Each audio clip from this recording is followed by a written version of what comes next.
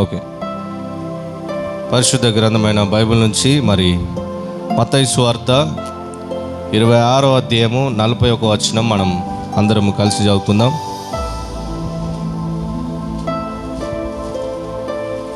మత్తయి సువార్త 26వ అధ్యాయం. మనం పోయినసారి ఇదే మాట అంటే చూసుకున్నట్టున్నాం కదా. లాస్ట్ సండే ఏ వాక్యం చెప్పుకున్నాం?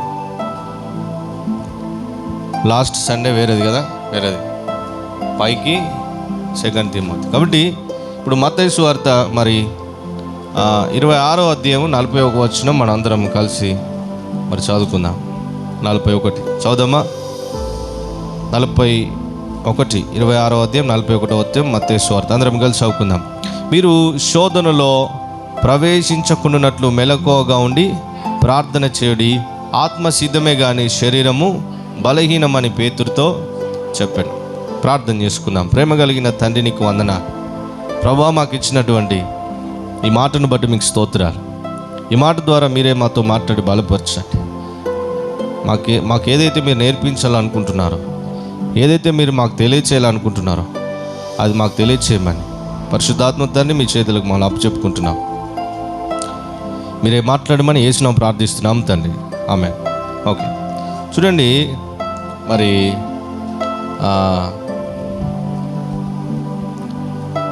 ఈ మత్తయి సువార్త 26వ అధ్యాయం 41వ వచనంలో ఇది వరకు మనం చూసుకున్నాం. ఈ వాక్యం ఇది వరకు ఒకసారి మనం ఇది జ్ఞాపకం చేసుకున్నాం. మీరు శోధనలో ప్రవేశించకుండానట్లు మెలకువగా ఉండి ప్రార్థన చేయుడు అనేటువంటి మాట యేసు ప్రభు వారు శిష్యులకు చెప్తా ఉన్నాడు కదా. ఇది పోయిన వారం చెప్పినామా, మరి దానికంటే ముందు వారం చెప్పినామా నాకు గుర్తులేదు. ఆన్లైన్ ప్రేయర్లో చెప్పుకున్నాం కదా. ఆన్లైన్ ప్రేయర్లో చెప్పుకున్నాం. ఎన్ని రోజులు గడిచిపోయింది ఇప్పటికీ? ఆన్లైన్ ప్రార్థనలు చెప్పింది ఎన్ని రోజులు గడిచిపోయింది? 1 వీక్ అయిందా? 10 డేస్ అయింది. 10 డేస్ అయింది. మరి మెలకువ ప్రార్థన చేయడం అనేది నేర్చుకున్నారా? చెప్పినా మంచిదే, మరి దాన్ని ఎంత మట్టుకు దాన్ని జ్ఞాపకం చేసుకున్నాం? ఇలా చెప్పబడినటువంటి ఈ మాట ఏదైతే ఉందో మన జీవితంలో అప్లై చేసే విధానంలో మనం నిర్ణయం తీసుకున్నామా, అప్పటి నుంచైనా మనం దీన్ని పాటిస్తున్నాం అనేటువంటిది మనం జ్ఞాపకం చేసుకోవాలి. కాబట్టి ఈరోజు మరొకసారి ఈ మాట నేను జ్ఞాపకం చేస్తాను. దీనికి సంబంధించిన కొన్ని విషయాలు నేను మీకు చెప్తాను. ఆ రోజు ఆన్లైన్ ప్రార్థనలో ఇంకా ఎక్కువ చెప్పలేదు, కానీ మెలకువ కలిగి మనం ప్రార్థన చేయాలనేటువంటిది మాట యేసు ప్రభు వారు శిష్యులకు చెప్పినాడు. ఈరోజు దేవుడు నీతో మాట్లాడుతున్నాడు. దేవుడు ఈరోజు మనతో మాట్లాడుతున్నాడు. మెలకువగా ఉండి మనల్ని ప్రార్థన చేయమంటున్నాడు. కాబట్టి నిన్నటి దినం మేము జీసస్ కాల్లో పోయినప్పుడు కూడా అక్కడ కూడా దీనికి సంబంధించిన కొన్ని మాటలే అక్కడ చెప్పడం జరిగింది. ఎందుకంటే యేసుక్రీస్తు ప్రభు వారిని అంగీకరించిన తర్వాత దేవుని పిల్లలంగా, దేవుని యొక్క స్వాస్థ్యంగా, క్రైస్తవులుగా, విశ్వాసులుగా పిలువబడుతున్నటువంటి మన జీవితాలలో లేనటువంటిది ఏదైనా ఉన్నదంటే దేవునితోని మనం మాట్లాడేటటువంటి అనుభవంలో మనము వెనుకకి వెళ్ళిపోయిన వారిగా ఉన్నాం. దేవునితోని ప్రార్థన చేసేది, దేవునితో నువ్వు మాట్లాడేది, దేవునితో నువ్వు పంచుకునేది, దేవునితో నువ్వు సమయం గడిపేది, ఆ విషయాలలో మనం ఎలా అయిపోయినామంటే చాలా దూరంగా ఉన్నటువంటి స్థితి ఉంది మనకి. పేరుకు దేవుని పిల్లలమే, క్రైస్తవులమే, విశ్వాసులమే, కానీ మన జీవితంలో ప్రార్థన అనేటువంటిది లేదు. ప్రార్థన అంటే ఏంటి? దేవునితో నీవు మాట్లాడడం. ప్రార్థన అంటే ఏంటి? దేవునితో నువ్వు డిస్కషన్ చేయడం, దేవునికి నీ సమస్యను తీసుకెళ్ళడం. అంటే నీవు దేవునితో మాట్లాడేటటువంటి సందర్భాన్ని ప్రార్థన అనేటిది మనం చెప్పుకోవచ్చు. ప్రార్థన అంటే ఇంకా వేరే డెఫినేషన్ ఏం కూడా లేదు. భక్తులు ప్రార్థన చేశారు, ఎందరో ప్రార్థన చేసినారు. ప్రార్థనలకు దేవుడు సమాధానం ఇచ్చినాడు, ప్రార్థనలకు దేవుడు ఆన్సర్ ఇచ్చినాడు. అంటే ప్రార్థన అంటే ఏంటి? ఏదో జపము కాదు, ఏదో పద్యము కాదు. ప్రార్థన అంటే ఏదో శ్లోకం కాదు, బట్టి చెప్పనీకి అలాంటిది కాదు. ప్రార్థన అంటే ఏంటి? దేవునితో నువ్వు మాట్లాడేదాన్నే ప్రార్థన అని మనం చెప్పవచ్చు. కాబట్టి దేవునితో నువ్వు మాట్లాడేటటువంటిది నీ జీవితంలో నువ్వు ఎంతవరకు కలిగి ఉన్నావు అనేటువంటిది నువ్వు చూసుకోవాలి. అక్కడ మత్తయి సువార్త 26:41లో అది చెప్తాడు కదా. మళ్ళీ చదువుతారా? ఆ మాట మళ్ళీ చదవండి, అందరు చదవాలి. మీరు శోధనలోకి ప్రవేశించకుండా ఉండున్నట్లు ఏం చేయమంటున్నాడు? మెలకువగా ఉండి మీరు ప్రార్థన చేయాలి. తర్వాత ఆత్మ సిద్ధమే కానీ శరీరము బలహీనం. ఇంకేముంది కింద? రెండవ మారు వెళ్ళి నా తండ్రి నేను దీనిని త్రాగితేనే గాని. దానిపైన ఉంది 1 గంట అయినా నా దగ్గర చూడండి, పైన ఉందా? ఆయన మరలా శిష్యుల ఎదుట వచ్చి ఏమంటున్నాడు? వారు నిద్రించుచుండా చూచి ఒక గడియ అయినను నాతో కూడా మెలకువగా ఉండలేరా అంటున్నాడు.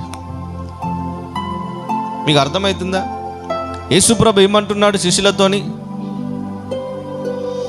చదవండి, ఆ మాట చదవండి. ఎన్నో వచనం అది?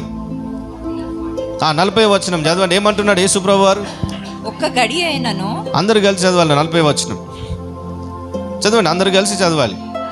ఆయన మరలా శిష్యుల యొద్దకు వచ్చి వారు నిద్రించుట చూచి ఒక గడియ అయినను నాతో కూడా నీవు మేల్కొని ఉండలేరా అంటున్నారు. ఇప్పుడు శిష్యులు పడుకున్నారు, అక్కడ శిష్యులు నిద్రపోతూ ఉన్నారు. వాస్తవానికి శిష్యులు యేసుప్రభుతో ఎందుకు వచ్చినారు? యేసుప్రభుతో అరణ్యానికి ఎందుకు వచ్చినారు? రాత్రి గడపడానికి ఎందుకు వచ్చినారు?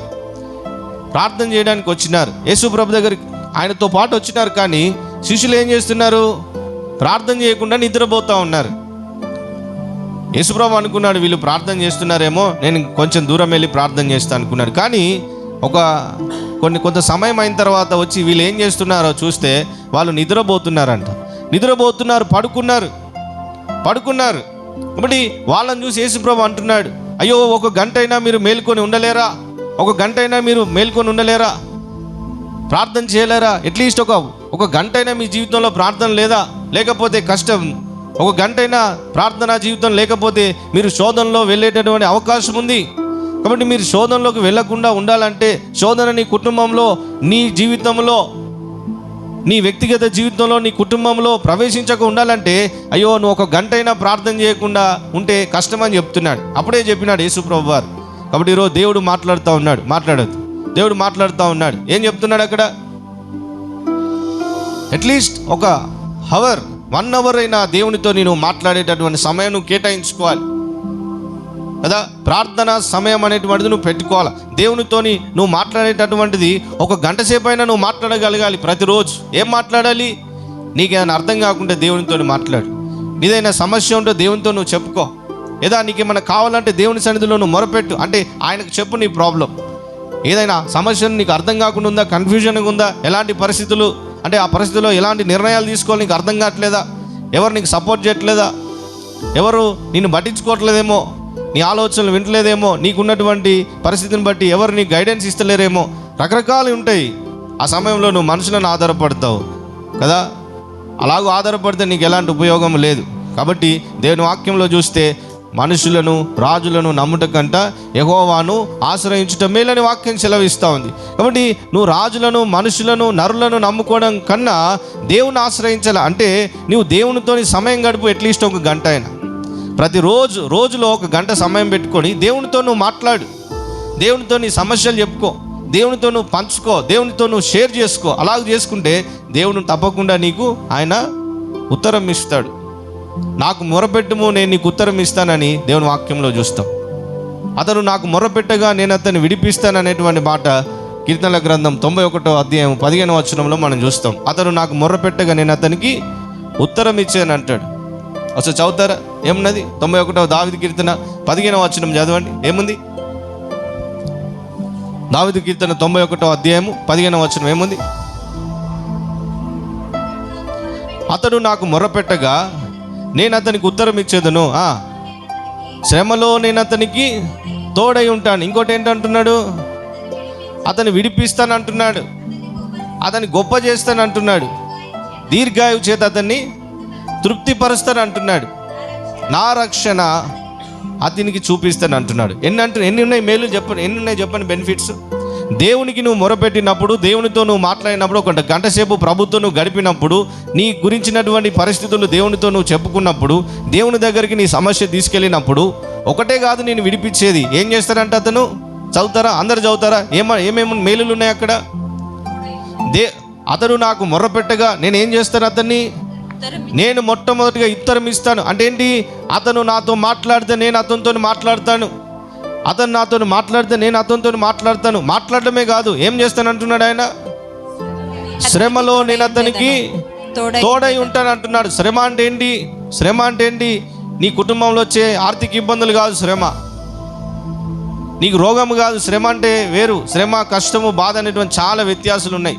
శ్రమ అంటే, ఈ శ్రమ అనేటువంటి మాట దగ్గర మీరు ఏం పెట్టుకోవాలంటే, నీ ఆర్థిక ఇబ్బందులు పెట్టుకోవద్దు, నీ రోగం పెట్టుకోవద్దు, ఎవరో నిన్ను తిట్టింది ఇవి పెట్టుకోవద్దు. శ్రమలు అనేటువంటి మాటకు అర్థం ఏంటంటే, శ్రమలు ఎందుకు వస్తాయంటే క్రైస్తవులకు శ్రమలు వస్తాయి. యేసుప్రభు అన్నాడు, ఈ లోకంలో మీకు శ్రమలు కలుగును అంటాడు, అయినా మీరు భయపడొద్దు, నేను వాటిని జయించినాను అంటున్నాడు. శ్రమ కలుగును ఈ లోకంలో. శ్రమ అంటే ఏంటి?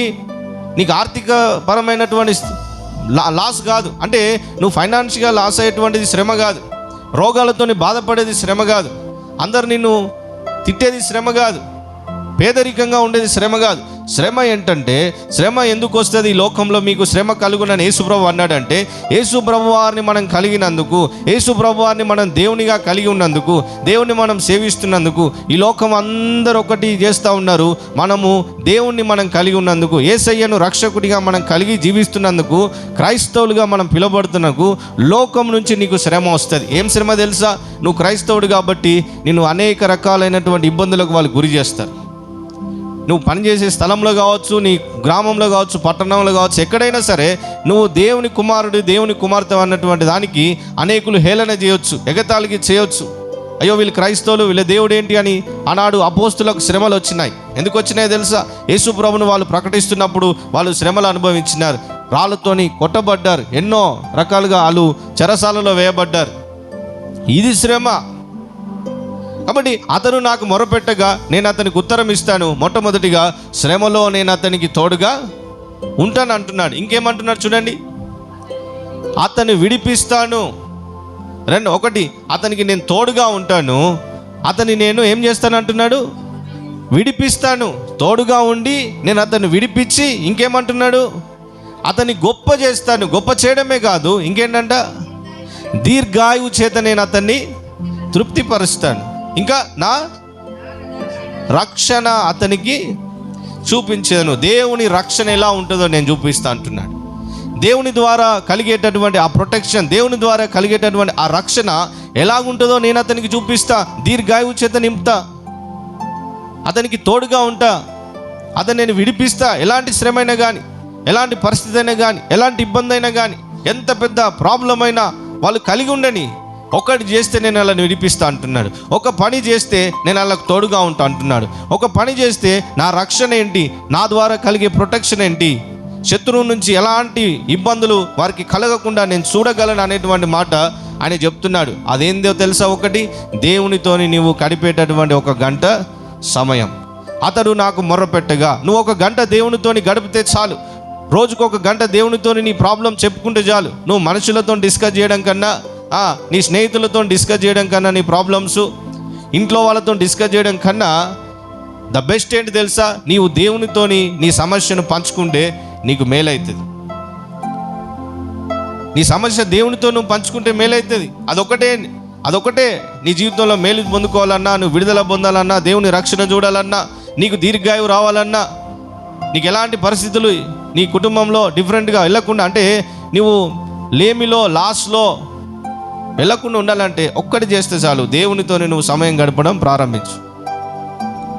మానవుల దగ్గరికి వెళ్ళి నీ సమస్య చెప్తే, మానవుల దగ్గరికి వెళ్ళి ఒక గంట 2 గంటలు కూర్చొని సమస్య చెప్తే వాడు ఏం చేయలేదు.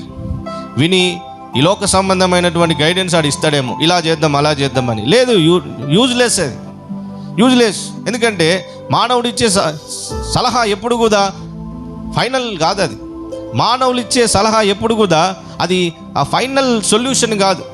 దేవుని దగ్గరికి వెళ్తే దేవుడు ఇచ్చేటటువంటి సలహా ఏదైతే ఉంటుందో అదే ఫైనల్. దాని ద్వారా నువ్వు విడుదల పొందుతావు. కాబట్టి ఈరోజు దేవుడు నీతో, నాతో, మనందరితో మాట్లాడుతున్నాడు. ఏం మాట్లాడుతుందో తెలుసా? ఒక గంట అయినా నీవు దేవునితో గడపడానికి ప్రయత్నం చేయి. ఒక గంట అయినా నువ్వు దేవునితో గడపడానికి ప్రయత్నం చేయి. ఎలా ప్రయత్నం చేయాలి? మెలకువగా ఉండి ప్రార్థన చేయి అంటున్నాడు. మెలకువగా ఉండమంటున్నాడు. మెలకువగా ఉండాలి అనేటువంటి దానికి అర్థం ఏంటంటే, ఇంగ్లీష్లో ఉంటుంది వాచ్ అండ్ ప్రే అని ఉంటుంది. వాచ్ అండ్ ప్రే అని ఉంటుంది. వాచ్ అండ్ ప్రే అంటే తెలుసా? వాచ్ అనేటువంటి మాటకి మనం చూస్తే అలర్ట్ అనేటువంటి మాట మనకు కనిపిస్తుంది. వాచ్ అనేటువంటి దానికి అలర్ట్ అంటే ఏంటి? అప్రమత్తంగా ఉండాలి, జాగ్రత్తగా ఉండాలి. శత్రువు ఎక్కడి నుంచి నీ కుటుంబంలో ఎంటర్ అవుతా ఉన్నాడు, శత్రువు ఏ రీతిగా నీ కుటుంబంలో ఎంటర్ అవుతున్నాడు, ఎవరి త్రూ శత్రువు నీ కుటుంబంలో ఎంటర్ అవుతున్నాడు అనేటువంటిది నువ్వు చాలా జాగ్రత్తగా అలర్ట్గా ఉండాలి. అర్థమవుతుందా? నువ్వు చేసే 10 నిమిషాల ప్రార్థన, 5 నిమిషాల ప్రార్థన ద్వారా నువ్వేం చేయలేవు. 5-10 నిమిషాల ప్రార్థన ద్వారా నువ్వేం శత్రువుని జయించలేవు. ఉట్టి ప్రార్థన చేస్తే నీ దగ్గర నువ్వు జయించలేవు. ఎలాంటి ప్రార్థన చేయాలంట? మెలకువగలిగి ప్రార్థన చేయ అంటున్నాడు. వాచ్ అండ్ ప్రే అంటున్నాడు. వాచ్ అండ్ ప్రే అంటే ఏంటి తెలుసా? అలర్ట్ కలిగి ప్రార్థన చేయాలి, అలర్ట్గా ఉండాలి. అలర్ట్గా అంటే ఏంటి? అప్రమత్తంగా, జాగ్రత్తగా. ఏదైనా తుఫాను నీ దేశం మీదకి వస్తుందంటే గవర్నమెంట్ ఏం చేస్తుందండి? దానికి సంబంధించినటువంటి ఏంటి ప్రికాషన్స్ అన్నీ కూడా తీసుకుంటుంది. ఎలాగైతే ఈ జలప్రలయం మన దేశంపైకి రాకుండా ఉండాలి, ఎలాంటి మన దగ్గర ఏంటవి పరికరాలు ఉన్నాయి కాపాడడానికి, అంటే దాని నుంచి ప్రొటెక్ట్ చేసుకోవడానికి ఎలాంటివి ఉన్నాయి మన దగ్గర ఎక్విప్మెంట్స్, ఇవన్నీ కూడా న్యూస్ తెలిసినప్పుడు ముందుగానే అలర్ట్ అవుతుంది. అది వచ్చిన తర్వాత అలర్ట్ అవుతుందా? అది వచ్చిన తర్వాత అలర్ట్ కావడానికి ఏం లేదు, కొట్టుకపోవడే. కాబట్టి ఏమంటున్నాడు దేవుడు? అలర్ట్గా ఉండని అంటున్నాడు. యుద్ధంలో ఉన్నటువంటి సైనికులు వాడిని ఎందుకు పెట్టినారు? బార్డర్లు ఎందుకు పెట్టినారు సైనికులను? వేరే శత్రు సైన్యము మన దేశం పైన రాకుండా పెట్టినారు కదా. వీడు ఏం చేయాలి ప్రతిరోజు? అందుకే చాలామందికి అక్కడ ఉన్న వాళ్ళకి ఒకటే డ్యూటీ ఉంటుందా? డే డ్యూటీ, నైట్ డ్యూటీ ఉంటుందా? 2 డ్యూటీలు ఉంటాయి. ఏం డ్యూటీ? ఒకటి డే డ్యూటీ, రెండవది డే అయినా నైట్ అయినా వాడు చేయాల్సిన పని ఏంటి? ఒకటి ఏం చేయాలి? మెలకువగా ఉండాలి. రాత్రి అయినా పొద్దునైనా ఎప్పుడైనా ఉండని వాడి డ్యూటీ. వాడి డ్యూటీలో చేయాల్సినటువంటి పని ఏంటంటే మెలకువగా ఉండాలి. అది ఫైనల్గా. వాడు పడుకుంటే పరిస్థితి ఏంటి? శత్రువు మన దేశంలోకి ప్రవేశిస్తాడు, ఏదో రకంగా ప్రవేశిస్తాడు. కాబట్టి చాలా జాగ్రత్తగా ఉండు నీ జీవితంలో. దేవుని ద్వారా అనుగ్రహించబడినటువంటి రక్షణ ఏదైతుందో అది రక్షణ నిన్ను కోల్పోలాగా చేయడానికి సాతాను వాడు ప్రయత్నిస్తూ ఉన్నాడు. కాబట్టి నువ్వేం చేయాలి? ఏం చేయాలి? మెలకువగలిగి ప్రార్థన చేయాలి. మెలకువగలిగి అంటే అలర్ట్గా ఉండి నువ్వు ప్రార్థన చేయాలి. ఏం ప్రార్థన చేయాలి? మెలకువగుండి. శత్రువు ఎలాగూ నీ కుటుంబంలో ఎంటర్ అవుతున్నాడో నీకు తెలిసినప్పుడు దాన్ని నువ్వేం చేయాలి? దాని మీద ఫోకస్ చేయాలి. నేను నిన్న చెప్పాను, తుఫాన్ వచ్చింది సముద్రంలో ఉన్నప్పుడు. యేసు ప్రభు ఎక్కడున్నాడు? యేసు ప్రభు శిష్యులతో పాటు సముద్రంలో వెళ్తున్నప్పుడు తుఫాన్ వచ్చింది. తుఫాన్ వచ్చినప్పుడు యేసు ప్రభు ఎక్కడ పడుకున్నాడు? ఓడ యొక్క అమరంలో పడుకున్నాడు. అంటే ఏంటి? ఓడ యొక్క చివరి భాగంలో పడుకున్నాడంట. అంటే ఓడ యొక్క మూలన పోయి పడుకున్నాడంట. నిద్రపోతుండే ఆయన. సడన్గా తుఫాన్ వచ్చినప్పుడు శిష్యులందరూ బాధపడుతున్నారు. అయ్యో మేము మునిగిపోతాం, నాశనం అయిపోతాం, మేము చనిపోతాం. బోధకుడాలే నీకు ఎలాంటి ఇబ్బంది లేదా? కొంచెం కూడా నీకు అనిపిస్తలేదా?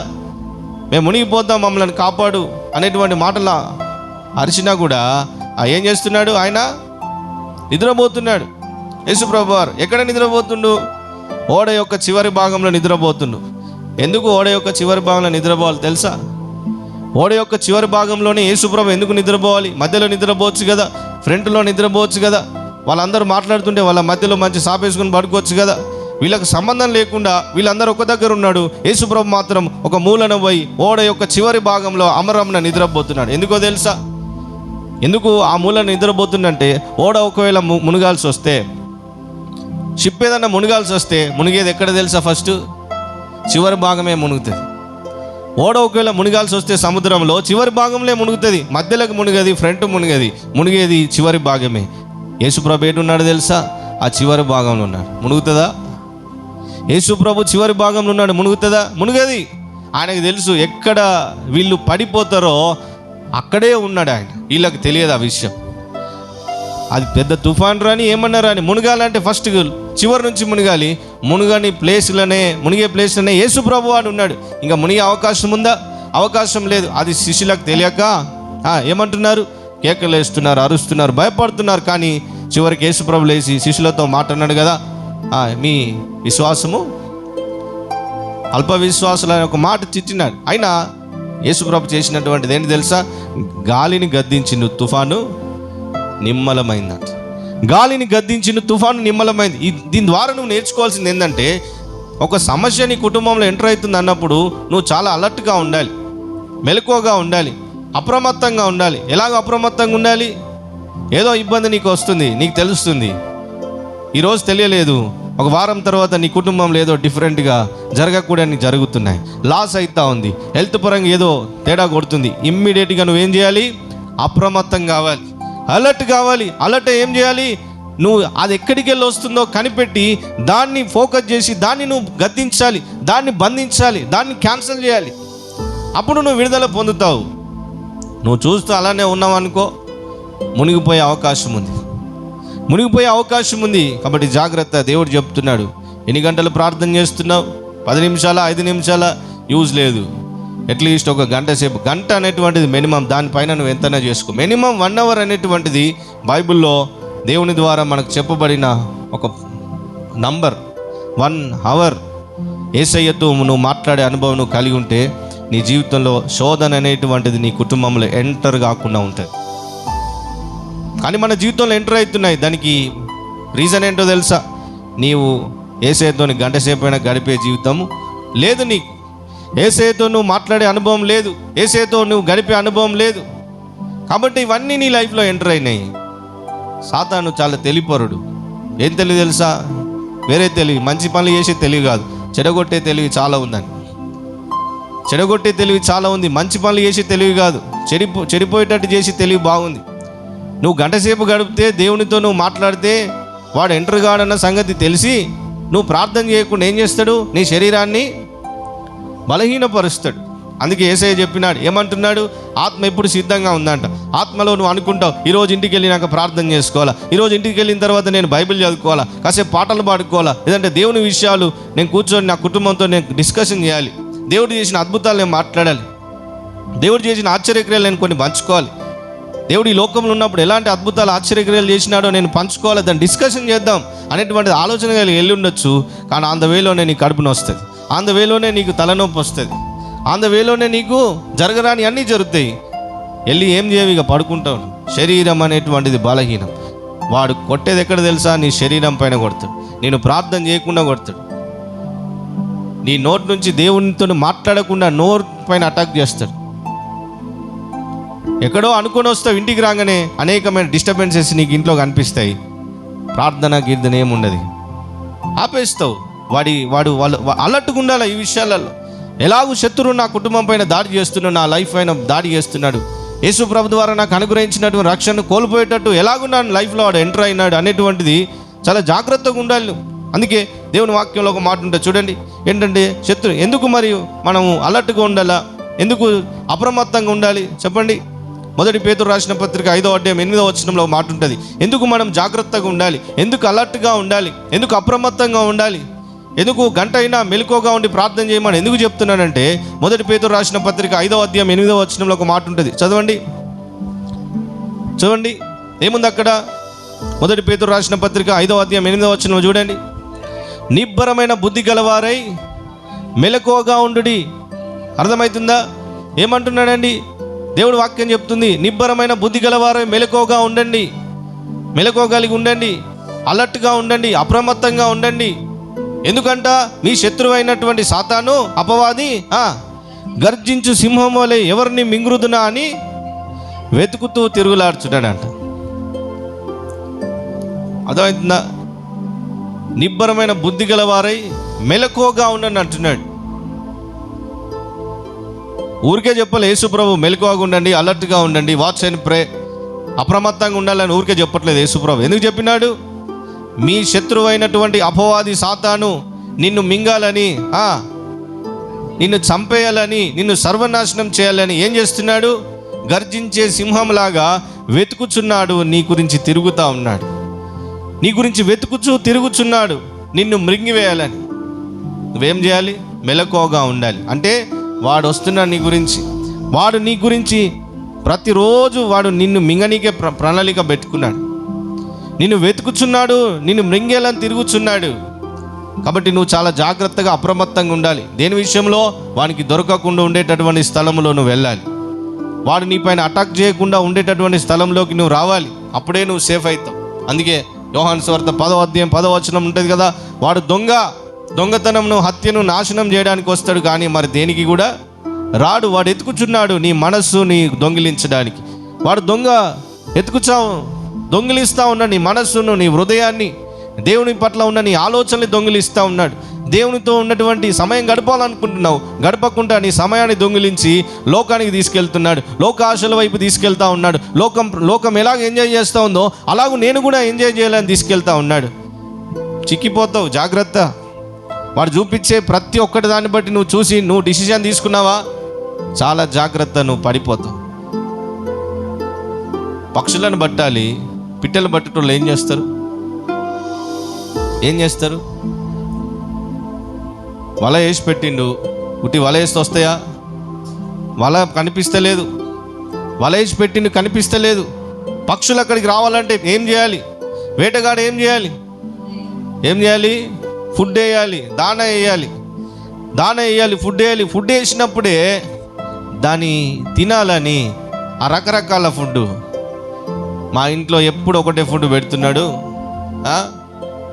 మా ఓనర్ ఒకటే ఫుడ్ పెడుతున్నాడు, కాబట్టి కొంచెం బయటికి వెళ్దాం, రకరకాల ఫుడ్ ఉన్నది, డిఫరెంట్ కలర్ఫుల్ ఫుడ్ కనిపిస్తూ ఉంది, కాబట్టి నేను అట్లా వెళ్ళొస్తానని చెప్పి మోసపోయింది. ఆ ఫుడ్ తినడానికి వెళ్ళింది, అది తింటా ఉంది. వెంటనే వచ్చి వాడు వల లాగేసినాడు, పక్షులు అందులో చిక్కుపోయినాయి. అలాగూ సాతాను నీకు చూపిస్తున్నాడేమో, నిన్ను దొంగిలిస్తున్నాడు. వాడు దొంగతనమును, హత్యను, నాశనం చేయనీకి వస్తున్న మొట్టమొదటిగా దేవునితో గడిపే సమయం దొంగిలిస్తాడు. దేవునితో నువ్వు మాట్లాడకుండా నీ సమయాన్ని దొంగిలిస్తాడు. దేవుని గురించి మాట్లాడకుండా నీ సమయాన్ని దొంగిలిస్తాడు. దేవుని సన్నిధిలో కూర్చోకుండా నీ సమయాన్ని దొంగిలిస్తాడు. లోకంలో ఎక్కువ గడపడానికి వాడు నీకు డోర్స్ ఓపెన్ చేస్తాడు. దేవునితో గడపడానికి సమయం అనేటువంటిది నీవు ఉండదు. ఇప్పుడు చాలామంది ప్రార్థనకు రావాలా, మీటింగ్కి వెళ్దాము, ప్రార్థన చేద్దాము, ఫలానా దగ్గర మీటింగ్కి వెళ్దామంటే బిజీ అనేటువంటి మాట చెప్తారు. దాన్ని బట్టి అర్థం ఏంటో తెలుసా? వాళ్ళు ఆల్రెడీ ట్రాప్లో ఉన్నారు, సెటానిక్ ట్రాప్. జాగ్రత్త. లోకము చూపించే వైపు నువ్వు వెళ్ళినావు అనుకో, పడిపోతావు నువ్వే. నువ్వు తెలుసుకోవాలా, వాడు నోరు తెరుచుకొని ఉన్నాడు, ఒకరోజు నేను తినేస్తాడు. ఇప్పుడు దేవుడు చెప్తా ఉన్నాడు ఏంటి తెలుసా? వాడు దొంగతనము, హత్యను, నాశనం చేయడానికి వస్తున్నాడు. జాగ్రత్తగా ఉండు, అప్రమత్తంగా ఉండు. ఎవరితో నువ్వు మాట్లాడుతున్నావు, ఎవరితో నువ్వు డిస్కషన్ చేస్తూ ఉన్నావు, ఎవరితో సహవాసం చేస్తూ ఉన్నావు, ఎక్కడికి వెళ్తున్నావు, ఎక్కడ కూర్చుంటున్నావు, ఏ పాటలు వింటున్నావు, ఏ మాటలు మాట్లాడుతూ ఉన్నాడు, ఏవి నీ చెవులకు ఎక్కువ వినిపించుకుంటున్నావు, ఏది నువ్వు ఎక్కువ చూస్తూ ఉన్నావు, ఏ మాటలు నీకు ఇష్టంగా అనిపిస్తున్నాయి, ఏ మాటలు నువ్వు మాట్లాడడానికి ఎక్కువగా నువ్వు ఇష్టపడుతున్నావు, దేని గురించి నువ్వు ఎక్కువ సమయం గడుపుతూ ఉన్నావు, లోకంతో గడుపుతున్నావా? Be careful. ఈరోజు చాలామంది సీరియల్ ఇంకా చూస్తున్నారు, సినిమాలు చూస్తూ ఉన్నారు. అందులో చూస్తే దాని ద్వారా వచ్చేది ఏం తెలుసా? అందులో జరిగే దయ్యాలన్నీ నీ ఇంట్లో ఎంటర్ అయిపోతాయి. జోక్ కాదు. అందులో ఉన్నటువంటి క్యారెక్టర్స్ అన్నీ కూడా, ఆ డెవిల్స్ అన్నీ కూడా గృహానికి వచ్చేస్తాయి. Be careful. మీకు తెలియదు, స్పిరిట్ రియల్మ్లో జరుగుతుంది. ఇవి మీకు కనిపించే దయ్యాలని. వాడు దొంగ మెల్లిగా చూడండి. అన్నెసెసరీ వీడియోస్ కొన్ని చూడడానికి గంటలు కూర్చుంటాడు. వాక్యం చేయడానికి 15 నిమిషాలు కూర్చుంటే 15 నిమిషాల్లో 15 ఇంటూ ఇంకా 30 ఆవలింతలు వస్తాయి. 15 నిమిషాలు వాక్యం చదివే విషయంలో 30 ఆవలింతలు వస్తాయి. దానికి నువ్వు నీకే తెలుసుకో. ఈరోజు పోయి కూర్చో, గంట సేపు వాక్యం చదువుతాను కూర్చో. ఎన్ని ఆవలింతలు తీస్తావో, ఎన్నిసార్లు నిద్ర వస్తుందో, ఎన్నిసార్లు కూరుకు వస్తుందో, ఎన్నిసార్లు ఆపేయాలనేటువంటి ఆలోచన నీ లోపల నుంచి రేగుతుందో నీవే చూసుకో. నేను చెప్పను. దానికి అర్థం ఏంటి తెలుసా? ఎంత పకడ్బందీగా, ఎంత ప్రీప్లాన్డ్గా నీ లైఫ్లో సాతాను ఎంటర్ అయింది అనేటువంటిది నీకే తెలుస్తుంది, నేను చెప్పను. కాబట్టి బీ కేర్ఫుల్. క్రైస్తవ జీవితం నువ్వు ఏదో యేసుప్రభు నమ్ముకున్నంత మాత్రం యూజ్ లేదు. పరలోకం పోవడం అనేది ఇంపార్టెంట్. ఈ మధ్యలో చాలామంది పడిపోయిన వాళ్ళు ఉన్నారు, చాలామంది వాళ్ళకి ఇచ్చినటువంటి రక్షణ కోల్పోయిన వాళ్ళు ఉన్నారు. ఒక మాట నేను మీకు చూపిస్తాను, చూడండి.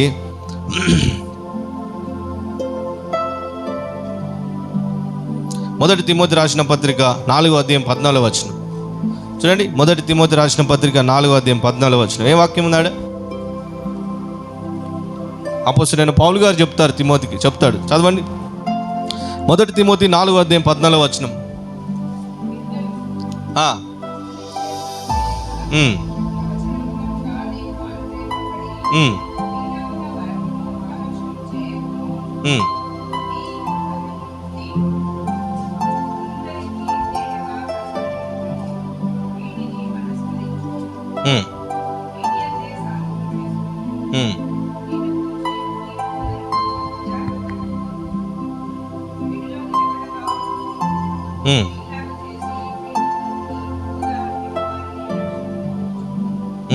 చూడండి, హెబ్రీయులకు రాసిన పత్రిక 2వ అధ్యాయం 1-3 చూడండి ఒకసారి.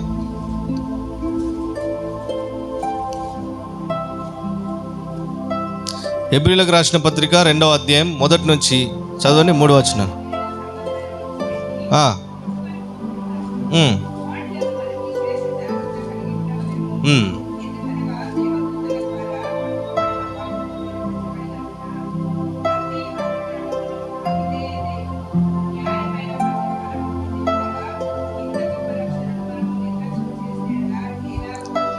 ఏమంటున్నా అక్కడ? ఇంత గొప్ప రక్షణ ఏదైతే దేవుని ద్వారా మనకు అనుగ్రహించబడిందో దాన్ని నువ్వు నిర్లక్ష్యం చేస్తే యూజ్ లేదు. దేవుడి ద్వారా నీకు అనుగ్రహించబడిన రక్షణ సాతాను దొంగిలించనీకి, అంటే నిన్ను దేవుడు రక్షించుకున్నాడు పరలోక రాజ్యం తీసుకెళ్ళడానికి, నరకంలో పోకుండా. నువ్వు దాన్ని నిర్లక్ష్యం చేసి, నువ్వు దాన్ని పట్టించుకోకుండా నిర్లక్ష్యంగా ఉంటే నీకు మేలు కలగదు. దేవుడిచ్చినటువంటి రక్షణ నీ ఏదైతే ఉందో అది నీ జీవితంలో నీకు అర్థమైతే నువ్వు చాలా బాధ్యతగా ఉంటావు, చాలా జాగ్రత్తగా ఉంటావు ఆ రక్షణను కాపాడుకునే విషయంలో. ఎంతుంది బంగారం ఈరోజు రేటు? 1,00,000 ఎంతుంది? 1,70,000 నాకు తెలియదు ఎంతుందో. ఒక 100 కేజీల బంగారం నీకు ఇస్తే ఏం చేస్తావు?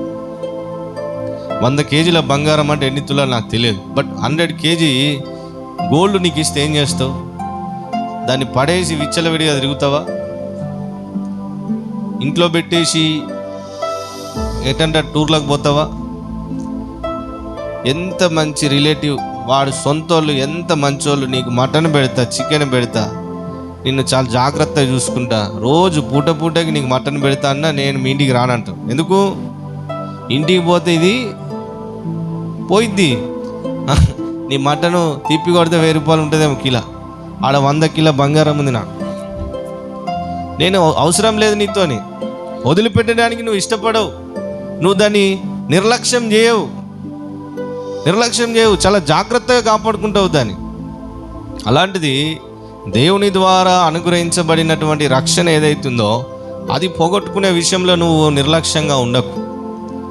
దేవుని ద్వారా అనుగ్రహించబడిన రక్షణ, ఆ రక్షణ ద్వారా నువ్వు పరలోక రాజ్యం వెళ్తావు. ఆ రక్షణ ద్వారా దేవుడు నిన్ను ఆయన కుమారునిగా చేసుకున్నాడు, నీ పాపాలు కడిగేసినాడు, నిన్ను పరిశుద్ధినిగా చేసినాడు, దేవుని యొక్క నీతిని ఇచ్చినాడు, దేవుని యొక్క స్వభావాన్ని ఇచ్చినాడు, దేవుని యొక్క ఆత్మని ఇచ్చినాడు, నిన్ను ఆయన శరీరంలో ఒక అవయవముగా చేసుకున్నాడు, ఆయన ఆత్మలో నీకు పాలిచ్చినాడు. ఆయన ఎలాగున్నాడో నీవు అలాగా ఉన్నావు. దానికి కారణం ఏంటో తెలుసా?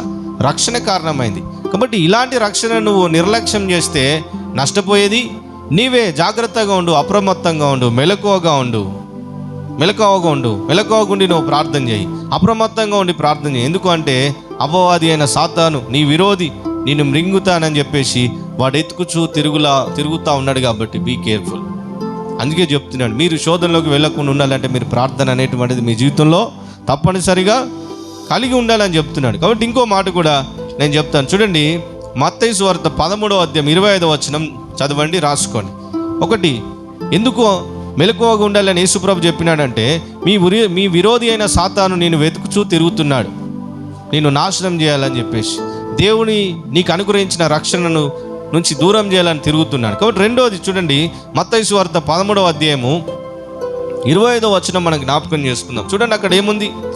ఎందుకు మనం జాగ్రత్తగా ఉండాలి, ఎందుకు అలర్ట్గా ఉండాలి, ఎందుకు మెలకువగా ఉండాలంటే ఇక్కడ యేసుప్రభు వారు ఒక ఉపమానం చెప్తాడు. ఆ ఉపమానంలో ఉన్నటువంటి విషయాలు మనం జ్ఞాపకం చేసుకుందాం. చూడండి, మత్తయి సువార్త 13:25 చదువు. మనుషులు నిద్రించుచుండగా అతని శత్రువు వచ్చి గోధుమల మధ్యలో ఏం చేసిపోయినాడంట? గురుగులు విత్తిపోయినాడంట. ఎప్పుడంట? మనుషులు నిద్రించుచుండగా. అంటే మనుషులు నిద్రిస్తున్నారంటే అక్కడ మెలకువ లేరని అర్థం. మనుషులు నిద్రించుచుండగా అంటే మెలకువ కలిగి లేనటువంటి జీవితం. నిద్రపోతున్నప్పుడు సాతాను ఎప్పుడు వస్తాడో తెలుసా? నువ్వు అలర్ట్గా ఉన్నప్పుడు రాడు. నిన్ను నీవు భద్రం చేసుకుంటున్నప్పుడు వాడు ఎంట్రీ కాడు. నిన్ను నీవు కాపాడుకుంటున్నప్పుడు సాతాను నీ కుటుంబంలోకి రాడు, నీ జీవితంలోకి రాడు, నీ తలంపులోకి రాడు. ఎప్పుడు వస్తాడు తెలుసా? నీవు నిద్రపోతున్నప్పుడు వస్తాడు. దొంగ కూడా ఎప్పుడు వస్తాడండి? దొంగ ఎప్పుడు వస్తాడు? నిద్రపోతున్నప్పుడు వస్తాడు. ఎవరు లేనటువంటి సమయంలో వస్తాడు. చీకటి ఉన్నప్పుడు వస్తాడు. ఎవడు అతన్ని కనిపెట్టొద్దు అనేటువంటి సమయం ఏదైనా ఉన్నదంటే అది చీకటి సమయంలో దొంగ వస్తాడు. అందుకే దొంగతనము, హత్య, నాశనం చేయనీకి వస్తాడు. ఎప్పుడు వస్తాడంటే చీకటి ఉన్నప్పుడే, నిద్రపోతున్నప్పుడే దొంగ వస్తాడు. కాబట్టి మనుషులు నిద్రించుచుండగా శత్రువు వచ్చి గోధుమలలో గురుగులు విత్తి పోయినాడంట. గోధుమలలో గురుగులు విత్తిపోయినాడంట నిద్రించుచుండగా. అలాగూ శత్రువు ఎందుకు వస్తున్నాడు తెలుసా? ఒకటి, నిన్ను మృంగడానికి, నిన్ను దేవుని నుంచి దూరం చేయడానికి. నీ అపవాది తిరుగుతూ ఉన్నాడు, ఎతుకుచున్నాడు, నీ గురించి తిరుగుచున్నాడు. వానికి దొరకకుండా దేవుని సన్నిధికి రాను. దేవునితో నువ్వు సమయం గడుపు. దేవుని సన్నిధిలో నువ్వు కొంచెం సమయం గడుపు. దేవునితో నువ్వు మాట్లాడడానికి ప్రయత్నించి అట్లీస్ట్ ఒక గంట సమయం అయినా ఈరోజు నుంచి నువ్వు దేవునితోని గడపాలి. అప్పుడే నీవు బయటికి రాగలుగుతావు. అప్పుడే నీ సమస్య నుంచి నువ్వు విడుదల పొందగలుగుతావు. నువ్వు నిద్రిస్తున్నావు. అందుకే సాతాను వాడు వచ్చి దొంగలాగా వచ్చి ఏం చేసినాడు తెలుసా? గోధుమలలో గురుగులు విత్తినట్టుగా, అంటే మంచి పంటలో మంచి రక్షణకరమైనటువంటి జీవితం దేవుడు నీకు ఇచ్చినాడు. మంచి ధన్యకరమైన జీవితం ఇచ్చినాడు. పరిశుద్ధమైన జీవితం ఇచ్చినాడు. నీతిమంతులు అనేటువంటిది పేరు నీకు ఇచ్చినాడు. మంచి యోగ్యత, మంచి లైఫ్ స్టైల్ ఇచ్చినాడు. దేవుని ద్వారా నీకు అనుగ్రహించబడింది. అది నువ్వు అలాగే కొనసాగించాలి. అప్రమత్తంగా ఉంటూ ఆ రక్షణ నిర్లక్ష్యం చేయకుండా జాగ్రత్తగా నువ్వు కాపాడుకుంటూ అలర్ట్గా ఉండి నువ్వు ముందుకెళ్ళాలి. అలా వెళ్ళకుండా నీకు ఇచ్చినటువంటి మంచి పరిస్థితిలో, రక్షణలో నువ్వు నిద్రపోయినావు అనుకో, వాడు ఏం చేస్తాడో తెలుసా? వాడు దొంగ వస్తాడిగా. దొంగ వచ్చి నీ మంచి పంటలో, మంచి హ్యాపీగా ఉన్నటువంటి లైఫ్లో, హ్యాపీగా ఉన్నటువంటి కుటుంబంలో, హ్యాపీగా ఉన్నటువంటి నీ అట్మాస్ఫియర్ మొత్తం వాడు డిస్టర్బ్ చేస్తాడు. తర్వాత నీకు తెలియదు ఇది ఎందుకు వచ్చింది అని బాధపడతావు. ఎందుకు వచ్చింది తెలుసా? నువ్వు నిద్రపోయినావు కాబట్టి వచ్చింది.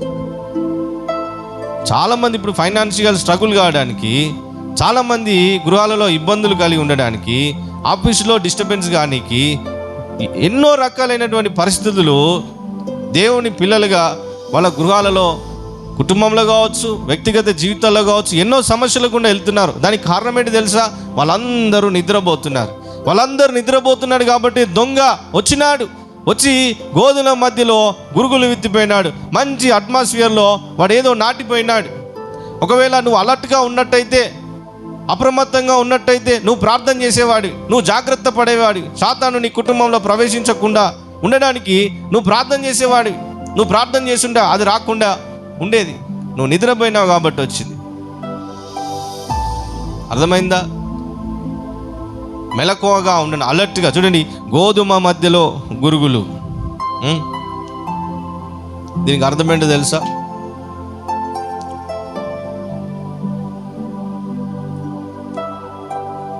నిద్రపోతున్నారు అనేటువంటి దానికి అర్థం ఏంటో తెలుసా?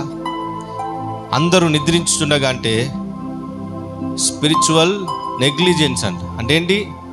ఆత్మీయమైనటువంటి ఏంటది? నిర్లక్ష్యం. ఆత్మీయ జీవితంలో నువ్వు నిర్లక్ష్యంగా ఉండడమే దీనికి కారణం. అర్థమైందా? గోధుమలలో గురుగులు విత్తడానికి కారణం ఏంటి తెలుసా? వాళ్ళు నిద్రిస్తున్నారంట. ఈ లోకంలో కూడా నిద్రిస్తున్నారు అనేటువంటి దానికి కారణం ఏంటంటే ఆత్మీయంగా నువ్వు నిర్లక్ష్యంగా ఉన్నావు. దేవుడిచ్చిన రక్షణను చాలా జాగ్రత్తగా కాపాడుకోవట్లేదు. నిర్లక్ష్యంగా ఉన్నావు. ప్రార్థన లేదు, దేవునితో సహవాసం లేదు, దేవుని పిల్లలతో సహవాసం లేదు, సమాజంగా కూడుకొనట్లేదు, ఒకరి గురించి ఒకరు ప్రార్థన చేసుకునేది లేదు, ఒకరి గురించి ఒకడు బలపరుచుకునేటువంటి మాటలు లేవు.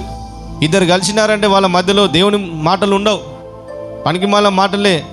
అయితే డబ్బు, లేదంటే ఇంక బంగారము, లేదంటే బట్టలు, లేదంటే ఇంకేమున్నాయి. ఈ లోకంలో రక్షణ లేనటువంటి వ్యక్తులు ఏం డిస్కస్ చేస్తున్నారో దానికన్నా ఎక్కువ రెట్లు ఒక పై స్థాయిలోనే ఉన్నారు క్రైస్తవులు డిస్కషన్ చేసేదాన్ని. దేవుని గురించినటువంటి మాటలు లేవు, దేవుని గురించినటువంటి డిస్కషన్ లేదు. యేసయ్య ఏం చేసినాడో అది నీకు తెలియదు, దేవుని ప్రేమ గురించి మాట్లాడేది లేదు. లేదంటే ఇద్దరు కలిసి అయ్యో పలానా దేశంలో పలానా మండలంలో నీకు తెలిసింది ఆడ రక్షణ లేదంట, మనం ప్రార్థన చేద్దాం అనేది లేదు. ఇదేమి లేదు. ఆత్మీయంగా ఏమైపోయినారంటే నిర్లక్ష్యం అయిపోయినారు. నెగ్లిజెన్స్ వచ్చేసింది. ఒక బాధ్యత లేదు, బాధ లేదు, ఏం లేదు. లోకంలో కన్నా ఎక్కువ పనికిమాలిన ముచ్చట్లు, అలవాట్లు, లోక సంబంధమైన విషయాలలో మనం ఇన్వాల్వ్ చేసినాడు సాతాను. ఎందుకంటే నువ్వు నిద్రపోతున్నావు, వాడి విత్తనం వేసి వెళ్ళినాడు. దాని ప్రాబ్లం ఏంటో తెలుసా? ఈరోజు ఈ లాస్కి ప్రాబ్లం అదే.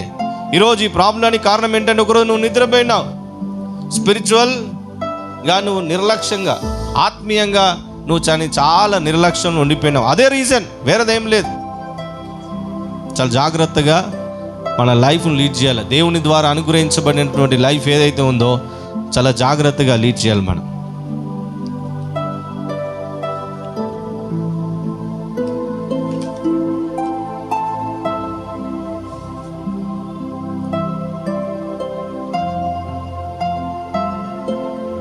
ఒకసారి తీస్తారా? సామెతల గ్రంథం 24వ అధ్యాయం. సామెతల గ్రంథం 24వ అధ్యాయం 30 నుంచి చదువుదాం.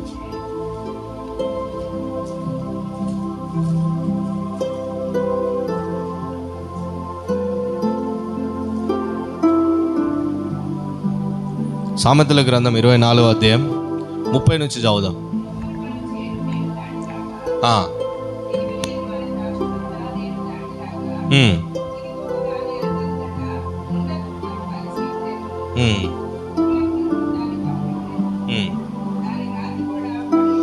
పడి ఉండేను.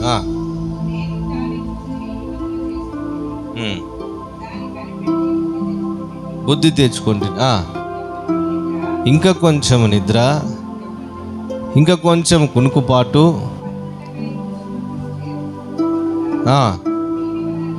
వీటి వలన నీకు దరిద్రము పరిగెత్తి వచ్చినట్టు. అర్థమైందా? ఈ లాస్ కారణం ఏంటో తెలుసా? నీ లాస్కి నువ్వు ఇరుక్కపోవడానికి, నువ్వు బయటకు రాకుండా ఊబిలో దిగపోవడానికి గల కారణం ఏంటో తెలుసా? 30 నుంచి చదవండి ఒకసారి. 30 నుంచి చదవండి, అందరు చదవాలి. 30 నుంచి 30 వచనం అందరు చదవాలి. సోమరివాణి చేను నేను దాటి రాగా. అంటే ఏంటి? సోమరుడు ఏంటి? మెలకువ జీవితం లేదు, స్పిరిచువల్గా అలర్ట్ లేడు, దేవుని యొక్క రక్షణ నిర్లక్ష్యం చేసినాడు, ఆత్మీయంగా ఎలా ఉన్నాడు? అలర్ట్గా లేడు. నిర్లక్ష్యమైనటువంటి జీవితం, దేవునితో లేనటువంటి జీవితం, దేవునితో ప్రార్థన జీవితం లేదు, వాక్యం అనేటువంటిది చదివేటటువంటి అలవాటు లేదు, ప్రార్థన చేసే అలవాటు లేదు, దేవుని స్తుతించే అలవాటు లేదు, దేవుని ఆరాధన చేసే అలవాటు లేదు, దేవునితో సమయం గడిపే అలవాటు లేదు. సోమరివాడు, నిద్ర, మెలకువ లేనటువంటి స్థితి, స్పిరిచువల్గా నువ్వు అంత మెచ్యూరిటీ లెవెల్లో రానటువంటి స్థితి. సోమరివాడు అంటే ఏంటంటే ఉట్టి పడుకోవడం అని చూస్తాం కాదు. సోమరివాడు అంటే ఏంటంటే ఎప్పుడు ఏ పని చేయనోడు, ప్రార్థన చేయనీకి రాదు, ఆరాధన చేయనీకి రాదు, వాక్యం చదవనీకి రాదు, దేవుని గురించి ఇతను చెప్పడానికి రాదు. ఈ సోమరోడు పొలం దాటి వస్తుంటే ఏం చూసినాడంటే, చదవండి ఒక మాట. సోమరివాణి చేను దాటి రాగా, సోమరోని చేను తెలివి లేనటువంటి వ్యక్తి యొక్క ద్రాక్ష తోట, రెండు ఉన్నాయి. సోమరోనికి ఒక ఏముందంట?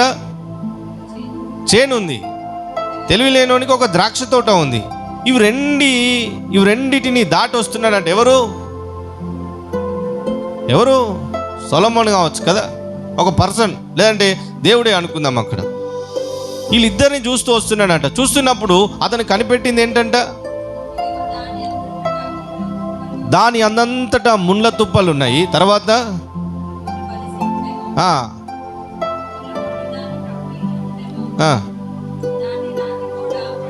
దాని రాతి కూడా పడిపోయింది. రాతి కూడా ఎందుకు పెట్టినాడు ఆయన? ఎవరు కూడా ఏది కూడా ఆ చేనులోకి, ఆ పొలంలోకి, ఆ ద్రాక్ష తోటలోకి వచ్చి అతను పండించేటివి పాడు చేయకుండా ఉండడానికి రాతి కూడా పెట్టుకున్నాడు. అది పడిపోయిందంట. తర్వాత నేను దాన్ని చూచి ఆలోచన చేస్తున్నా, అయ్యో ఇది పడిపోవడానికి కారణం ఏంటి? ఈ రాతి కూడా పడిపోవడానికి కారణం ఏంటి? ఈ ముళ్ళ తుప్పలు ఎలా ఉన్నాయంట? అవి బలిసి ఉన్నాయంట. ముళ్ళ తుప్పలు బలడం అంటే ఏంటి? ఏజ్డ్ కదా, చిన్న ముళ్ళు పెద్ద ముళ్ళు తెలుసా? ఆ చిన్న ఉన్నప్పుడు ముళ్ళ చెట్టును వదిలేసినావు అనుకో, 2-3 సంవత్సరాల తర్వాత ఏమైతాయి? అది మొత్తం ఇంత లావు అవుతాయి. బలిసి ఉన్నాయంట. గోడ పడిపోయిందంట, రాతి గోడ. అయ్యో దీనికి కారణం ఏంటని ఆలోచన చేస్తుందంట. చదువు దాని రాతి గోడ పడిపోయి నేను దాన్ని చూచి యోచన చేసుకొంటిని, దాన్ని కనిపెట్టి బుద్ధి తెచ్చుకున్నాడంట. ఇప్పుడైనా దేవుడు నీతో మాట్లాడుతూ ఉన్నాడు. ఏంటి తెలుసా? ఈరోజైనా నిన్ను కనిపెట్టు, ఈరోజైనా నువ్వు జ్ఞాపకం చేసుకో. నీ చేను గోడ పడిపోవడానికి కారణం ఏంటి? నీ ద్రాక్ష తోట చుట్టూన్నటువంటి గోడ పడిపోవడానికి కారణం ఏంటి? నీ తోటలో నువ్వు పండించే పంటలో, అంటే నీ ఆత్మీయ జీవితంలో, నీ కుటుంబ జీవితంలో సాతాను ఎలాగూ ప్రవేశించింది, అతని ద్వారా ఎలాంటి బాధలు నువ్వు అనుభవిస్తున్నావు, ఎలాగూ నీకు మనసు నెమ్మది లేదు, ఎలాగూ నీ ఫైనాన్షియల్గా నువ్వు బ్లెస్ కాకపోతున్నావు, ఎలాగూ అభివృద్ధి చెందలేకపోతున్నావు, ఇవన్నిటి కారణం ఏంటి? అతను ఆలోచించినట్టుగా దేవుడు నిన్ను ఆలోచించమంటున్నాడు. ఏమంటున్నాడు? చదువు ఇప్పుడు. ఇంకా కొంచెం నిద్ర, ఇంకా కొంచెం కునుకుపాటు, పరుండుటకై ఇంకా కొంచెము చేతులు ముడుచుకుంటా, వీటి వలన నీకు దరిద్రము పరిగెత్తి వచ్చిందంట. బీ కేర్ఫుల్, అలర్ట్గా ఉండడని చెప్తున్నాడు దేవుడు. అలర్ట్గా ఉండండి, నిద్రపోకండి. నేను చెప్పే ఇంటికాడ పడుకునే చెప్పట్లేదు, అది కూడా ఒకటి. కానీ మెయిన్ ఏంటంటే అలర్ట్గా ఉండడం అంటే, నిద్రపోకుండా ఉండడం అంటే నీ చుట్టుపక్కల సాతాను ఏం చేస్తున్నాడు అనేటువంటిది నీకు తెలిసి ఉండాలి. వాక్యంలో ఉంటుంది, అపవాది తంత్రాలు మనం ఎరిగిన వారము కామన్ ఉంటుంది. అంటే ఏంటి? అపవాది యొక్క యాక్టివిటీస్, వాడి క్రియలు ఏంటివి, వాడు ఎలాగూ మన జీవితంలో ఎంటర్ అవుతాడు, వాడి స్వభావం ఏంటిది, వాడు ఎంత డేంజర్ గాడు, ఎంత కుయుక్తిపరుడు, ఏ లక్షణాలు వానికి సంబంధించినవి అనేటువంటిది నీకు తెలియకుండా ఉంటే అన్నీ నువ్వు చేస్తావు.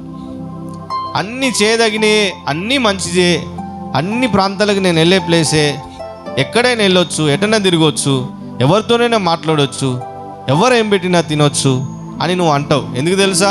నీకు అపవాది యొక్క తంత్రాలు నీకు తెలియదు కాబట్టి, అపవాది యొక్క లక్షణాలు నీకు తెలియదు కాబట్టి. నీ శత్రువు ఏదన్నా ఇస్తే తింటావా? నీవు ఇంట్లో మటన్ అనుకుంటావు, వాడు మటన్ అని అదే మటన్ తీసుకొచ్చి నీకు ఇచ్చింది తింటావా? ఎందుకు తిన్నావు? వాడు నీకు శత్రువు కాబట్టి. ఇప్పుడు సాతాను నీ శత్రువు, అపవాది నీ శత్రువు. నువ్వు తినే వాటినే వాడు ఇస్తున్నాడు. ఇప్పుడు నీవు ఏది కలిగి ఉన్నావో అయ్యే నీకు ఆశ చూపించి ఇస్తున్నాడు. ఎందుకు తెలుసా? నిన్ను దొంగిలించడానికి, నీ మనస్సును, నీ హృదయాన్ని, నీ ఆలోచనలు, తలంపులు, నీ ఆత్మీయ జీవితాన్ని దొంగిలించడానికి. అపవాది యొక్క తంత్రాలు మనం ఎరిగిన వారమై ఉండాలి. అప్పుడే మనం సేఫ్గా ఉంటాం. అర్థమవుతుందా? రాసుకోండి, అది రాసుకొని మీరు స్టడీ చేయండి. సామెతల గ్రంథం 24:30-34 వచ్చినారు. సోమరివాణి తోట, జ్ఞానం లేనోని యొక్క ద్రాక్ష తోట, వీని చేను వాని తోట గోడబడిపోయింది, ముళ్ళులు బలిసిపోయినాయి. అయ్యో ఇది ఎందుకు కారణమైంది అని ఆలోచన చేయడం స్టార్ట్ చేస్తే వాడు ఇంకా కొంచెం నిద్రపోవాలంటున్నాడంట. ఇంకా కొంచెం నిద్ర అని వాడు నిద్రపోతూ ఉన్నాడు. అకస్మాత్తుగా అంటే ఏంటి? దరిద్రత అనేది నీ లైఫ్లోకి ఏంటంటే, అంటే సాతాని యొక్క ప్రభావము, సాతాని యొక్క యాక్టివిటీస్ అన్నీ నీ కుటుంబంలో ఎంటర్ అవుతాయి. కాబట్టి జాగ్రత్త. ఇప్పటికన్నా దేవుడు చెప్తా ఉన్నాడు, మెలకువగలిగి ప్రార్థన చేయండి. అట్లీస్ట్ ఒక గంట సేపు అయినా దేవునితో మాట్లాడడానికి నువ్వు సమయం కేటాయించు. దేవునితో నువ్వు పంచుకో, నీ సంతోషాన్ని పంచుకో, నీ బాధలు పంచుకో. నీకు ఏదన్నా కన్ఫ్యూజన్ ఉంటే దేవునితో మాట్లాడు. మనుషుల నుంచి దూరం వెళ్ళిపో, ప్రభుత్వాన్ని గడపడానికి నువ్వు ప్రయత్నం చేయి. దేవునితో నువ్వు షేర్ చేసుకో. దేని నుంచి అయినా నువ్వు ఆన్సర్ పొందుకోవాలనుకుంటున్నావా, ఏదైనా నీకు అర్థం కావట్లేదు, దాని విషయంలో నువ్వు క్లారిటీ చేయాలనుకుంటున్నావా, మొట్టమొదటిగా నీవు ఆశ్రయించాల్సింది ఎవరిని అంటే నీ దేవుణ్ణి ఆశ్రయించాలి. ఎందుకంటే ఆయన ఒక్కడే నేను విడిపించే వ్యక్తి, ఆయన ఒక్కడే నేను ఆశీర్వదించే వ్యక్తి, ఆయన ఒక్కడే నీకు దీర్ఘాయుషనిచ్చే వ్యక్తి, ఆయన ఒక్కడే అతని రక్షణ అంటున్నాడు కదా. 91:15 అంటున్నాడు కదా. అతడు నాకు మొర్ర పెట్టగా నేను అతనికి ఉత్తరం ఇస్తాను, నేను అతనితో మాట్లాడతాను, అతను నేను విడిపిస్తాను, నా రక్షణ అతనికి ఇస్తాను, దీర్ఘాయు చేత నేను అతన్ని తృప్తిపరుస్తాను, అతను ఏది అడిగితే నేను అది ఇస్తాను అంటున్నాడు. అయితే దేవుని దగ్గర నుంచి నీకు రక్షణ వస్తలేదు, దేవుని దగ్గర నుంచి దీర్ఘాయుషు వస్తలేదు. ఏమని దీర్ఘాయుషు అంటే ఏంటి చెప్పండి? దీర్ఘాయుషు అంటే ఏంటి? Long life. మరి షార్ట్ లైఫ్లో ఎందుకు చచ్చిపోతున్నారు జనాలు? క్రైస్తవులే 30 ఏళ్ళకి 25 ఏళ్ళకి ఎందుకు చచ్చిపోతున్నారు? లాంగ్ లైఫ్ అంటే ఏంటి?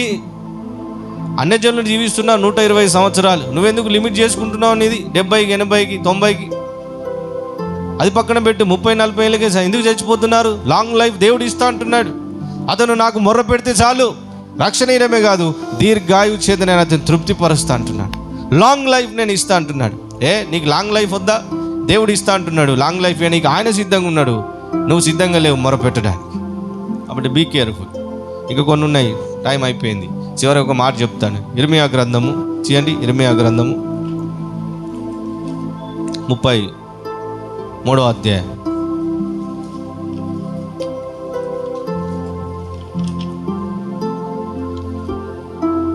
మూడో వచనం చదవండి. మొదటి నుంచి చదువుతారా? 33వ అధ్యాయం మొదటి నుంచి చదువుతాం. అందరు తీయండి. చివరికి ఇది చదువుకొని మనము బల్ల తీసుకుందాం. చదవండి. 33వ అధ్యాయం 20 ఇర్మియా గ్రంథం 33వ వచనం. 33వ అధ్యాయం మొదటి నుంచి. మరియు ఇర్మియా చెరసాల ప్రాకారములలో ఇంకా ఉంచబడి ఉండగా యెహోవా వాక్కు రెండవసారి అతనికి ప్రత్యక్షమై ఇలాగ సెలవిచ్చినది. ఏమంటున్నది? చదవండి. మాట నెరవేర్చి యెహోవా స్థిరపరచవలనని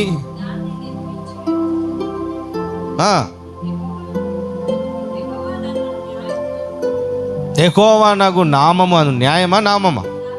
నామము. చదవాలి, మంచి చదవాలి. అంటే యెహోవాయను నామము వహించిన వ్యక్తిని నేను ఇలాగ సెలవిస్తున్నా అంటున్నా. అంటే దేవుడు మాట్లాడుతున్నాడు. ఎక్కడున్నాను?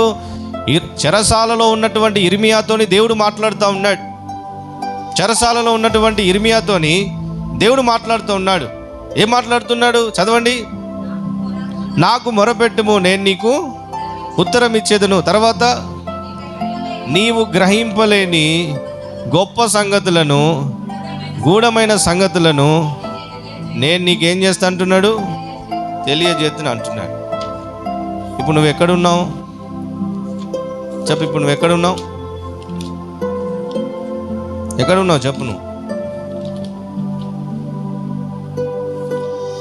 ఎక్కడున్నావు?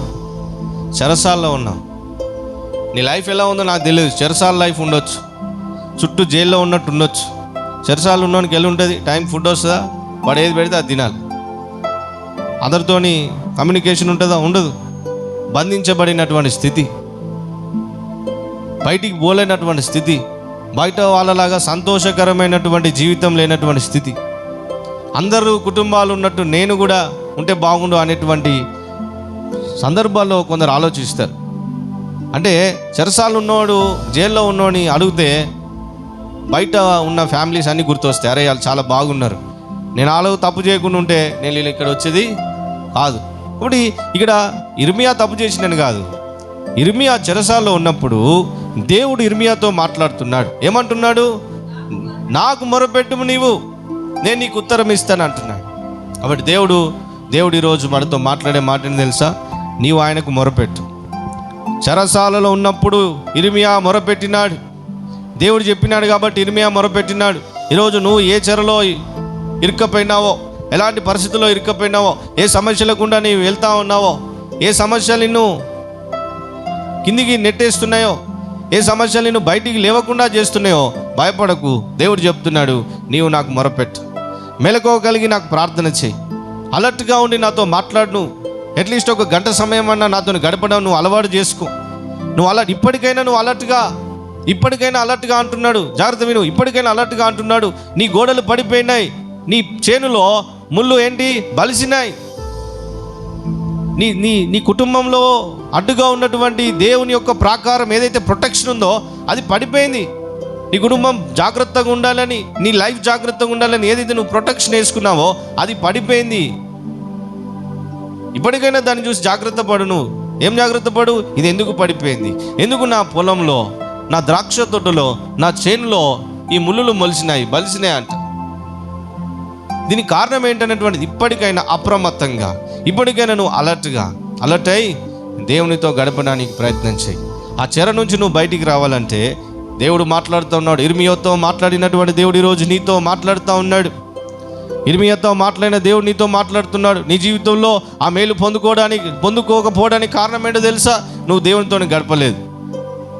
ఇంకా నువ్వు అభివృద్ధిని చెందకపోవడానికి కారణం ఏంటో తెలుసా? నువ్వు దేవునితో గడపట్లేదు. ఇంకా నువ్వు విడుదల పొందకపోవడానికి, ఇంకా దేవుని దగ్గర నుంచి ఆ మేలు పొందుకోకపోవడానికి, నీ సమస్య నుంచి బయటికి రాకపోవడానికి కారణం ఏంటో తెలుసా?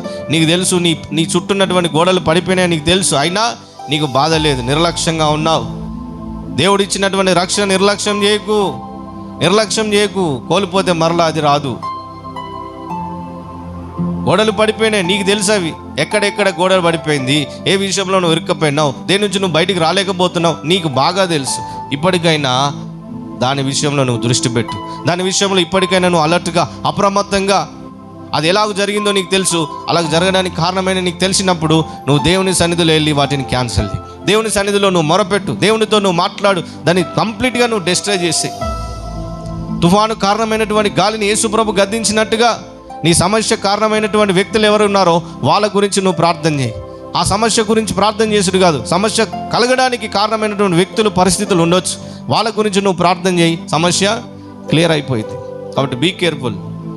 దేవుడు చెప్తున్నాడు, నువ్వు మొరపెడితే దేవుడు తప్పకుండా నీకు నీ మొర ఆలకిస్తాడు. నీవు గ్రహింపలేని గూఢమైన రహస్యమైన సంగతులను నేను నీకు తెలియజేస్తాను అంటున్నాడు. నీకు అర్థం కావట్లేదేమో, అయ్యో ఈ సమస్య నుంచి నేను బయటికి ఎట్లా రావాలని అర్థం కావట్లేదు. అవసరం లేదు, నువ్వు మొరపెట్టు. దేవుడు చెప్పినట్టు చేస్తే ఆ సమస్యను ఎట్లా సాల్వ్ చేయాలో దేవుడు జ్ఞానం నీకు ఇస్తాడు.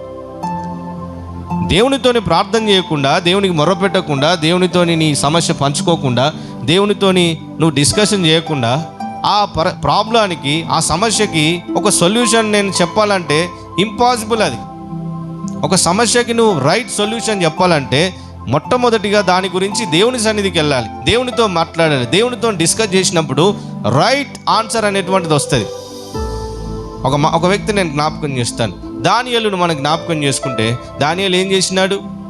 ఈ కళకు అర్థం చెప్తావా, లేదంటే నిన్ను నీలాగా ఉన్న వాళ్ళందరినీ చంపేస్తాడు దానియేలు అన్నాడా? ఈ కళకు అర్థం చెప్పకపోతే బాబులోను దేశంలో ఉన్నటువంటి ప్రతి ఒక్కరిని నేను చంపేస్తాడు రాజు. దానియేలు ఏం చేసిండు? అక్కడ ఉన్నటువంటి మంత్రగాళ్ళు, శకునగాళ్ళు అందరూ కూడా ఎన్ని రకాల ప్రయత్నాలు చేసినా వాళ్ళతోని అయితే లేదు. రాజు ఏమన్నాడు తెలుసా? నేను కళ మర్చిపోయాను, నేను కన్న కళ మర్చిపోయాను, నేను కన్న కళ చెప్పాలా, దాని అర్థం చెప్పాలి అంటున్నాడు. ఎవడైనా కళ చెప్తే అర్థం చెప్తాడు. అక్కడ ఉన్నటువంటి శకునగాండ్రు, మంత్రగాండ్రు, గారడీ విద్యలు, మెజిషియన్స్ అందరూ కూడా నెత్తి కొట్టుకుంటున్నారు. ఎందుకు? రాజు కళ చెప్తే మేమైనా చెప్పనీకు ఉండదు, ఏదో తప్పుడు కళనో ఇట్లా అని చెప్పి దానికి ఆన్సర్ అని చెప్పవచ్చు. కానీ అతను ఏం కండిషన్ పెట్టాడు? నేను కలగన్నాను, కళ మర్చిపోయాను, ఇప్పుడు నేను కన్న కళ చెప్పాలి, దాని అర్థం కూడా చెప్పాలన్నాడు. ఇట్లా ఎవడైనా చెప్పకపోతే ఈ బబులోను దేశంలో ఏ ఒక్కడు మిగిలాడు, అందరి ప్రాణాలు తీసేస్తాడు. అది దానియేలు దగ్గరికే దాని న్యూస్. దానియేలు, అతని స్నేహితులు శద్రకు, మేషకు, అబేద్నెగోలు ముగ్గురు కలిసి, అంటే వాళ్ళ ముగ్గురు ఇతను కలిసి దేవుని సన్నిధిలో ప్రార్థన చేసినారు, దేవుని సన్నిధికి వెళ్ళినారు, ఈ విషయం గురించి దేవునితో మాట్లాడినారు, దేవునికి మొరపెట్టినారు. ప్రభువా, ఇలాంటిది ఉంది పరిస్థితి, ఆ కళ మర్చిపోయినంట రాజు, ఆ కళ నాకు ఏదో చూపించడమే కాదు, ఆ కళ యొక్క భావం కూడా నాకు చెప్పు అని దేవుని సన్నిధిలో మొరపెట్టినప్పుడు దేవుడు రాత్రి దానియేలుకు కళ ద్వారా కళను, భావాన్ని బయలుపరిచినాడు, అంటే తెలియజేసినప్పుడు ఇతను పోయి రాజుకు చెప్పేసినాడు. ఇతని ఒక్కని ద్వారా అక్కడ ఉన్నటువంటి అనేకుల ప్రాణాలు రక్షించబడ్డాయి. కాబట్టి నేను ఎందుకు చెప్పానంటే, నీ సమస్యకు ఎట్లా నువ్వు డిసిషన్ తీసుకోవాలో నీకు అవసరం లేదు, దాని మీద ఫోకస్ చేయకు. నువ్వు నీ ప్రాబ్లం నుంచి ఎట్లా నువ్వు బయటికి పడాలి, ఏ నిర్ణయం తీసుకోవాలి, ఏ నిర్ణయం తీసుకోవడం ద్వారా ఈ సమస్య నుంచి నేను బయటకు వస్తాను, ఏ నిర్ణయం తీసుకోవడం ద్వారా ఈ సమస్య నుంచి నా కుటుంబం బయటకు వస్తుంది, ఏ నిర్ణయం తీసుకోవడం ద్వారా వ్యక్తిగతంగా నేను మంచి లైఫ్ స్టైల్ వెళ్ళగలుగుతాను అనేటువంటిది నీకు అవసరం లేదు. దానిపైన నువ్వు డిసిషన్ తీసుకోకు. నీ ఆలోచన దేనిపైన పెట్టంటే, మొట్టమొదటిగా నీకున్న సమస్యను యేసయ్యతోని పంచుకోవడానికి నువ్వు సమయం కేటాయించు.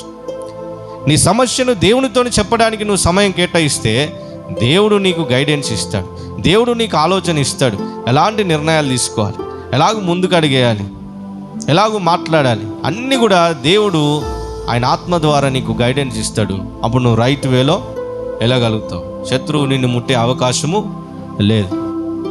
కాబట్టి జాగ్రత్త, దేవుడు మాట్లాడుతున్నాడు, నాకు మొరపెట్టు ఉత్తరం ఇస్తాను అంటున్నాడు. మెలకువగా ప్రార్థన చేయమంటున్నాడు. కాబట్టి అలాంటి జీవితము మనం కలిగి ఉందాము, భద్రపరుచుకుందాము, అప్రమత్తంగా ఉందాము, మెలకువగా ఉందాము. ప్రభు ఈ మాటలు దీవించి ఆశీర్వదించును గాక. ప్రార్థన చేసుకుందాం. తండ్రి, నీకు వందనాలు. మాకు ఇచ్చినటువంటి